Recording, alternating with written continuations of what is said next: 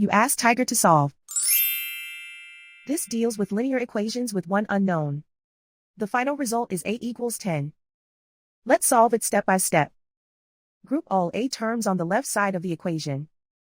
Subtract 1 over 2a from both sides. Group the coefficients. Convert the integer into a fraction.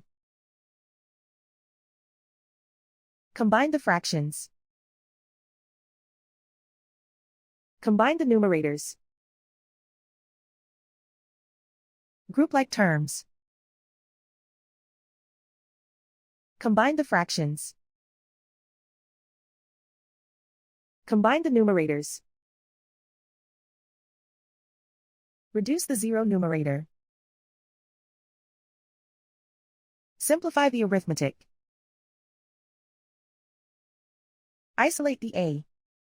Multiply both sides by inverse fraction 2 over 1. Group like terms.